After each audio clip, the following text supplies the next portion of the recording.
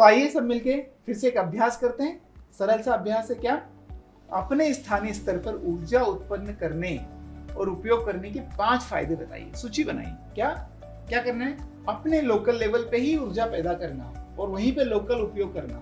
यदि ऐसा करना है तो उसके क्या क्या फायदे हो सकते हैं। स्थानीय लेवल पे, लोकल लेवल पे बिजली पैदा करना या ऊर्जा पैदा करना लोकल साधनों का उपयोग करके, तो उसके क्या क्या फायदे हो सकते हैं, इसकी आप जरूर एक सूची बनाइए। चलिए अंत में कुछ प्रश्न हल कर लेते हैं, बहुत सरल से हैं, आपको इसका जवाब देना है। सरल सरल से प्रश्न है।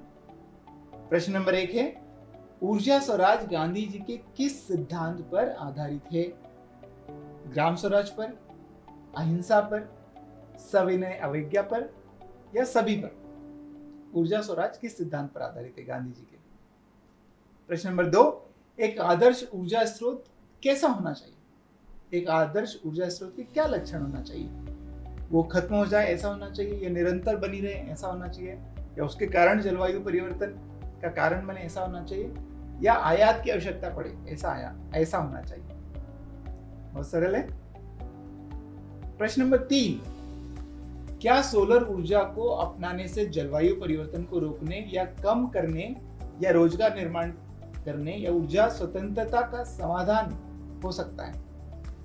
सोलर ऊर्जा का अपनाकर क्या हम जलवायु परिवर्तन को रोक सकते हैं, रोजगार पैदा कर सकते हैं और ऊर्जा में स्वतंत्रता हासिल कर सकते हैं? क्या ऐसा हो सकता है? हाँ या नहीं? प्रश्न नंबर 4, सोलर ऊर्जा को समाधान के रूप में उपयोग करने के क्या लाभ हैं, क्या फायदे हैं यदि हम इसको समाधान के रूप में उपयोग करें? कौशल विकास होगा, आयात पर निर्भरता कम हो जाएगी, जलवायु परिवर्तन को कम करने में मदद मिलेगी, या उपरोक्त सभी, ऊपर के सभी क्या फायदे होंगे? क्वेश्चन नंबर 5, ऊर्जा के उपयोग का आदर्श तरीका क्या होना चाहिए? ऊर्जा कैसे करना चाहिए? क्या आदर्श तरीका होना चाहिए ऊर्जा के उपयोग का?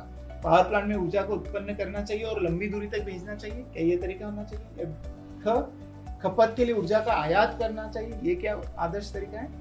या ग, ऊर्जा स्थानीय रूप से उत्पन्न करके खपत करना चाहिए, स्थानीय रूप से उत्पन्न करके खपत करना चाहिए? इसमें से क्या ज्यादा उचित है? ठीक है, तो मुझे उम्मीद है कि आप समझ गए होंगे कि किस तरह से सोलर ऊर्जा को एक समाधान के रूप में हम उपयोग कर सकते हैं। उम्मीद है कि आप और सीखते जा रहे होंगे, ऊर्जा के प्रति साक्षर होते जा रहे होंगे।